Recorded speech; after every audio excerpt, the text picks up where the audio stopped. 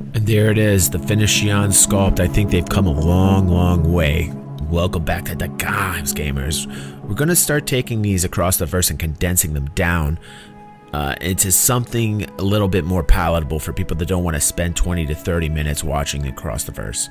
Now, the Shion sculpt that we're looking at is finished, and personally think is a little bit more lifelike than where we started when I did the research on the Xi'an with the timeline video, the research alien video. Go check that card out. They've come a long way with it. When I got done with the research from this video, I realized that the Xi'an were a dictator race. They've been around a very long time, have very long lifespans, kind of like a dinosaur feel to them, you know, when it comes to like comparisons. But when I saw the drawings, I did get that really bad kind of animation, not real, very Teenage Mutant Ninja Turtles gone bad feel to it. So now that we've seen the new Xi'an, the finalized inside the scenes, I'm much happier. I'm much happier. And it's good to know because there's a lot behind the scenes that are going on with the game that we don't know. We don't know what's going on. And on purpose, because Sig and Chris, they don't want everybody knowing every single thing that's in the game, because then when you get to the finalized version, what fun is that? That would be anticlimactic.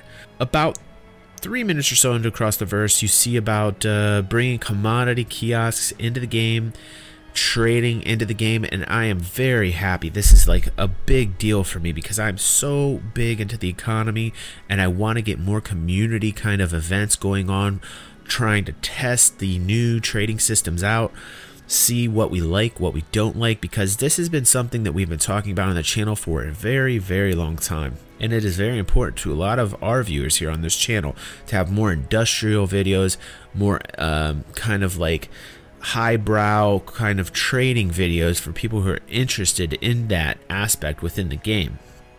A lot of us wanted kind of more realism in seeing after you've bought it that it load on your ship. That's not going to happen in 3.0. That might never happen, but these are things that we're talking about as far as the design elements within the game. But when it comes to the actual mechanics, we're very curious about that. But the next thing we're talking about in Across the Verse is the mission tree, which is so immense. I mean, like the different types of options that are going to happen here. I'm not a mission guy. I'm not like a PvE, PvP guy. But when I see like mission trees that have so many options, it brings me back to the way Chris Roberts made Wing Commander and what Wing Commander kind of started out to be. And you could tell he wanted it to be much more immense. He wanted more options, like what happened, the actions within the game, the choices that you make with other NPC characters will dictate the course of your quest, you know. And having a tree this huge makes it much more immersive storytelling experience. And if I have to do missions, then I guess this is how I would like to do it. I will keep people posted on that because they said there's going to be more on the next update in that terms. Now, I'm very excited because the Levski landing zone is being finished and polished up. This brings up a lot of really cool things about the factions, the political aims of the Levski citizens that are there. There's going to be a whole sect of people that we get to learn about, and a whole new area that we get to discover and explore that I will definitely be putting on the channel. So they're not like a piratey people, and they're not like pro UEE. They're kind of a neutral, somewhere in the middle group. So very industrial, which will kind of go hand in hand with the trading that is going to be landing on 3.0. So we will make more videos on that. Damage modeling on the new Cutlass Black. I am very excited about that because we know that I have a Cutlass, and you can go check out this video where I talk about the differences between the old and the new Cutlass. And there's some pictures there where you can see the new Cutlass. It's a bigger, beefier ship. I'm happy to see that they're flushing out the modeling when it comes to the new Cutlass, and I think that it will be released into the 3.0 version. I don't think that that's confirmed, but I think that the new Cutlass will be in the 3.0. Now, more animations in progress to make character animations more fluid, especially in the transitional phases. This is because it's a monumental task for SIG to capture all these things. And when people ask me, you know, why is the game taking so long? I go back to like the imagery in my head of people in green suits and little balls on them and like all the capture, the screen capture they have to get and the motion capture they have to get with all the actors doing what they need to do with every single item. And the amount of time that has to take is going to take a long time. And that is to get the game to be the best in terms of animations and transitional phases. And I've said that, like I've screamed that on Star Marine, you know, like sometimes there'll be movements that I don't like. I'm loving Star Marine, by the way, but it needs some work, and this is the type of work that is being done. So this hopefully will make things more fluid, especially with the between the characters and the items. So they have serious bug testing also going on the procedural planet landings, which makes me feel like that's down the pipe and that's pretty close. And finally, I won't get into the specifics of this, but they're focusing on the upgrading the networking and the networking hardware because they need more resources because they're having more traffic, which is great. It means the game's getting more popular. It's exactly what we want to happen as citizens. More people are getting interested, finding out about the game.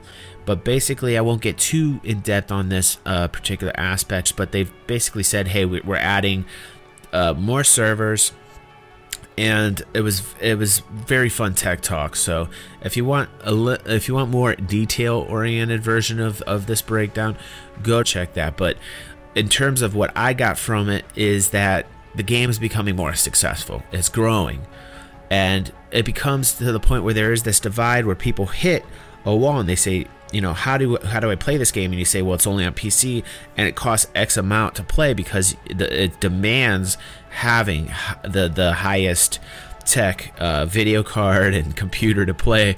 And for me, a resounding yes that I said yes that I'm doing, because it is like night and day me playing with my new hardware compared to what I had a couple months back before I got all this amazing support from our gamers here. Thank you, by the way. You guys are amazing. But like the immersion that I got, you know, the people ask me on Discord, like, is it worth getting now? And I say yes, it is.